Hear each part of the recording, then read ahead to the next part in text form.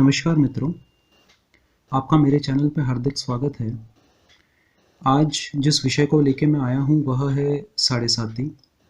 जैसा कि आप सभी जानते हैं कि कल के दिन में हमारे chief of defence staff Shri Bipin Singh Rawat ji का विमान दुर्घटनाग्रस्त हुआ, जिसमें उनकी मृत्यु की खबर हम सभी को मिली।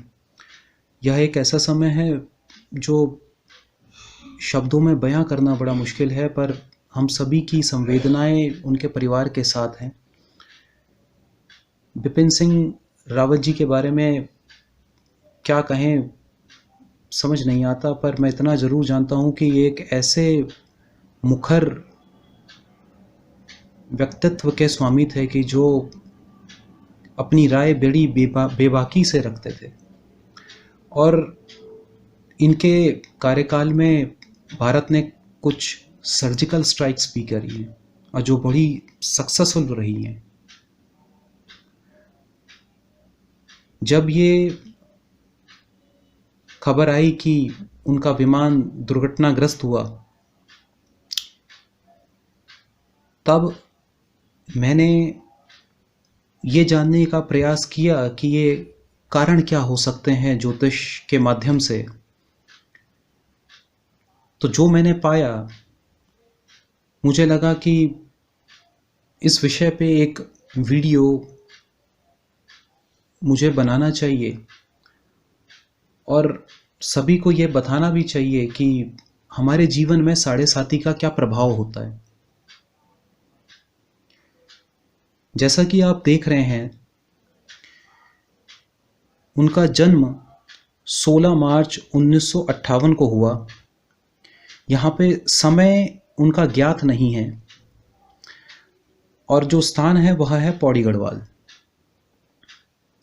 तो हमने समय के ना होने के अभाव में हमने सिर्फ एक काल पुरुष के हिसाब से मेष लग्न को ही लग्न मानते हुए इस लग्न कुंडली का निर्माण किया। जैसा कि आप देख रहे हैं कि इस पे जो ये नीले रंग से लिखे गए नवग्रहों की रचना की गई है, यह 16 मार्च 1958 के हिसाब से, और जो ये लाल रंग से लिखे गए हैं यह कल का गोचर है। अब जरा हम इस बात पे ना जाते हुए कि उनका समय क्या था, क्योंकि अगर समय हमें पता होता तो हमें उनके लग्न का भी पता होता, लेकिन हम उस विषय पे ना जाते हुए सिर्फ अभी अपना ध्यान केंद्रित करते हैं कि साढ़े साती का प्रभाव हम सभी के जीवन में और इस कुंडली में क्या हुआ है। तो जैसा कि मैंने कहा कि एक मैंने लग्न कुंडली का निर्माण किया है मेष लग्न को लेके, और उस दिन जो भी ग्रह थे वो नीले रंग से लिख दिए गए हैं, और जो कल के दिन में गोचर रहा है वो लाल रंग से मैंने यहाँ लिख दिया है। आप जैसा कि देख पा रहे हैं कि बिपिन रावत जी का जो राशि है 16 मार्च 1958 को वो मकर राशि आ रही है। उस दिन जो चंद्रमा जिस नक्षत्र पे चल रहे थे वह है श्रवण, जो कि उनका चंद्रमा का अपना नक्षत्र है। और अगर आप देखें कि साढ़े साती में आप ये देखें कि शनि की स्थिति इस कुंडली में चंद्रमा से 12वीं है, यानी कि ये एक प्रकार से द्विद्वादश का संबंध लेके बैठा हुआ है। ये स्थिति अगर इनका लग्न हमें ज्ञात होता तो ये स्थिति हो सकता है कि लग्न कुछ और होता, लेकिन ये स्थिति द्विद्वादश की कहीं ना कहीं इस कुंडली में जरूर बनती।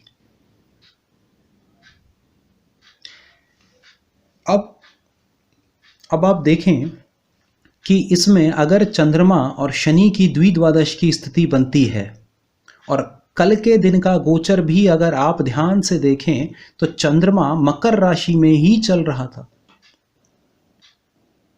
और वो जो नक्षत्र था जिस पे चंद्रमा स्थित थे वो श्रवण ही था। अगर आप कल का ही शनि का वर्तमान में जो गोचर चल रहा है वो भी देखें तो भी शनि मकर राशि पे पूर्ण तरह से मार्गी होके चल रहे हैं। तो आप ये समझिए कि जब भी चंद्रमा से शनि द्वादश होगा तो यह एक अच्छी स्थिति नहीं होती। हाँ, यहां निर्भर ये करता है कि चंद्रमा और शनि की स्थिति किस भाव में बन रही है, लग्न कुंडली के किस भाव में ये स्थिति बन रही है। मान लीजिए चंद्रमा आपके छठे भाव, आठवें भाव और 12वें भाव में है और शनि का जो शनि है उनकी स्थिति चंद्रमा से 12वीं है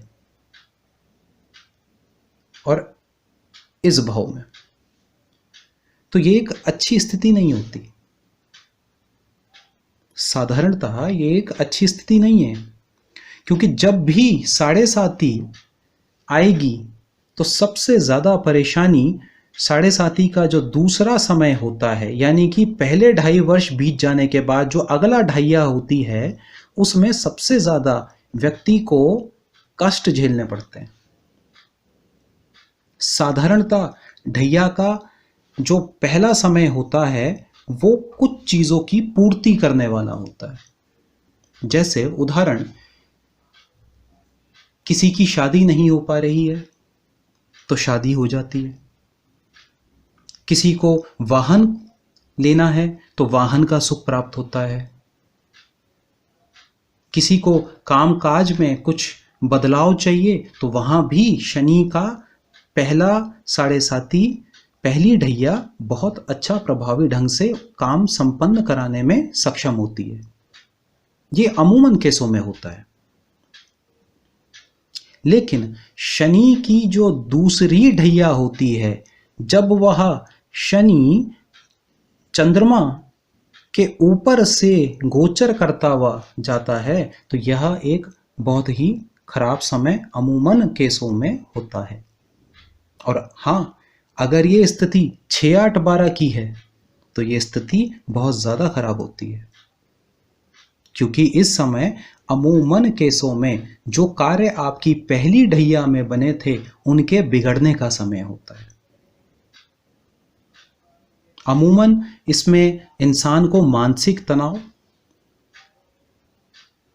किसी प्रकार के जो सेपरेशन की, डाइवोर्स के जो केसेस होते हैं वो इसी चीज में दिखते हैं। चंद्रमा, जैसा कि ज्योतिष में यही माना जाता है और ये सत्य है कि चंद्रमा लग्नवत है। चंद्रमा प्राण देने वाला वो बीज है जिसको हम ज्योतिष में बहुत महत्व दिया जाता है, और शनि प्राण लेने वाला ग्रह है। इसीलिए जब मैंने वीडियो शुरू करा तो मैंने कहा था आपसे कि चंद्रमा और शनि जो अगर द्विद्वादश होके बैठे हैं और अगर वो गलती से 6, 8, 12 है तो और ज़्यादा परिणाम खराब होंगे। इसलिए चंद्रमा और शनि में अमूमन दूरी होनी चाहिए। अगर इस बिपिन रावत जी का मुझे इस कुंडली में समय ज्ञात होता तो मैं इसको और बेहतर तरीके से आपको समझा पाता। लेकिन कल जो वाकया हुआ वो आप सभी को पता है कि उनका जो हेलीकॉप्टर था वो दुर्घटनाग्रस्त हुआ, और आप यहाँ देख सकते हैं कि चंद्रमा उसी राशि में स्थित है जिस राशि में वह जन्मे थे, और शनि भी चंद्रमा के साथ है। चंद्रमा के साथ साथ वो चंद्रमा के ऊपर से गोचर कर रहा है। ये एक अच्छी स्थिति नहीं होती। ये ढैया का दूसरा समय था।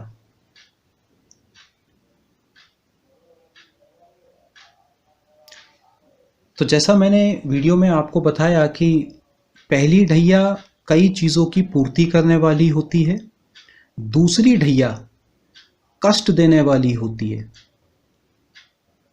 और तीसरी ढैया शांति से निकलने वाली होती है। यानी कि आपको जो भी कष्ट आए उससे अब आपको मुक्ति मिल रही है।